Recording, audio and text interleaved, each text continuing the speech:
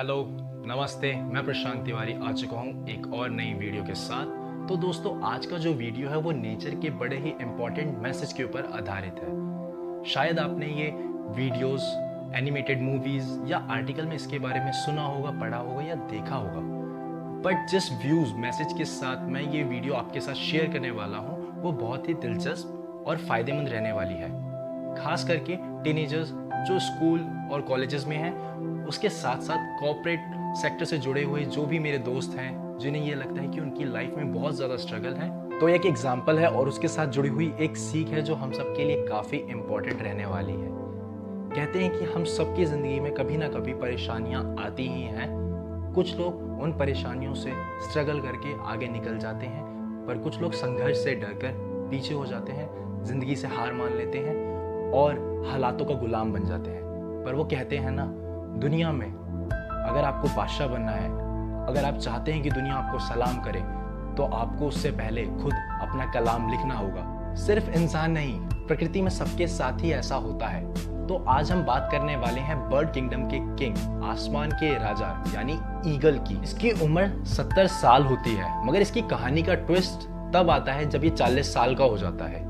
इसकी जो चोंच होती है वो आगे से बेंड हो जाती है, यानी अब ये शिकार को नोच नहीं सकता।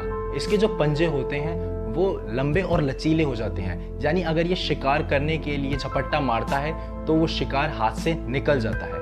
और जो पंख जिससे ये उड़ पाता है इतना ऊंचा, इतनी तेज, वो भी भारी होते हुए इसकी छाती से चिपक जाते हैं। तो जो सबसे प्रमुख पार्ट्स हैं इसकी बॉडी के, वो अब इसके किसी योग्य नहीं रहते, यानी ना ये उड़ सकता है, ना ये शिकार कर सकता है, और अगर कर भी ले तो उन्हें खा नहीं सकता। अब इस समय इसके पास केवल 2 ही ऑप्शन होते हैं, या तो ये हालात को अपना ले और ये समझे कि जैसा चल रहा है वैसे चलने दो जब तक मैं चल सकता हूँ, या फिर ये संघर्ष करे, आगे बढ़े और वापस से उन आसमानों पे अपना हक जताए और कहे कि मैं यहाँ का बादशाह हूँ। तो वो ऑप्शन नंबर 2 को चुनता है, और चुनने के साथ ही वो यह करता है कि सबसे पहले वो अपने आसपास की सबसे ऊंचे एरिया में जाता है, यानी एक ऊंची चट्टान पर जाकर अपना घोंसला बनाता है, और उसके बाद वो सबसे पहले अपनी चोंच को आसपास पड़ी किसी चट्टान के ऊपर तब तक मारता है जब तक वो टूट नहीं जाती, सिर्फ इस उम्मीद के साथ कि प्रकृति उसे वापस एक नई चोंच लाकर देगी। इसी के साथ इसके बाद वो क्या करता है, अपने नाखून यानी अपने पंजों को आसपास पड़ी किसी शिला के ऊपर रगड़ता है तब तक जब तक वो पंजे टूट ना जाएं, यानी वो उन नाखूनों को भी तोड़ देता है जिनसे वो शिकार करता था आज तक। इसके बाद इन सब चीज़ों के बाद वो वेट करता है कि कब प्रकृति उसे वापस से नए पंजे और नई चोंच देगी। जब वो नए पंजे और चोंच उसे मिल जाती है तो वो उन चोंच और पंजों से अपने पर को, यानी जिससे वो उड़ पाता था आज तक, उन्हें नोचता है ताकि फिर से उसे एक नए पंख मिल सके ऊंची उड़ान के लिए। इस प्रक्रिया को पूरा होने में लगभग 160 दिन लग जाते हैं, पर 160 दिन के बाद वह नई चोंच, नए पंख और नए पंजों के साथ और भी ऊंची, लंबी और अनुभवी उड़ान भर पाता है। कहने का मतलब सिर्फ इतना सा है कि आपको संघर्ष तो करना ही पड़ेगा अगर आपको राजा बनना है तो दोस्तों, इस कहानी से काफ़ी सारी सीखें हैं मेरे लिए और शायद आपके लिए भी, कि सेल्फ मोटिवेशन, पॉजिटिविटी और एक उम्मीद आपकी लाइफ में हमेशा होनी चाहिए। सेल्फ मोटिवेशन आपको किसी बुक्स, मूवीज़ या कोई इंसान नहीं दे सकता जब तक आप खुद को खुद मोटिवेट नहीं करते हैं। वहीं पे पॉजिटिविटी का मतलब है कि आप दुनिया को एक अच्छी नज़रों से देखते हैं, यानी आप एक वर्स्ट सिचुएशन में भी एक अपॉर्चुनिटी को ग्रैब करने वाली सिचुएशन बना देते हैं कि हाँ, ये एक सिचुएशन है जहाँ पे मैं अपने आप को प्रूव कर सकता हूँ। थर्ड, उम्मीद, यानी एक अपने आप से एक उम्मीद रखना कि हाँ, मैं इस सिचुएशन को भी फेस कर जाऊंगा, जो कि ईगल करती है। ईगल अपनी चोंच, अपने पंख, अपने पंजों को तोड़ के एक उम्मीद में रहती है कि नेचर उसे वापस से नए पंख, नई चोंच और नए पंजे देगा, और वही उसके साथ होता है और वापस से वो उन आसमानों में उड़ान भरती है।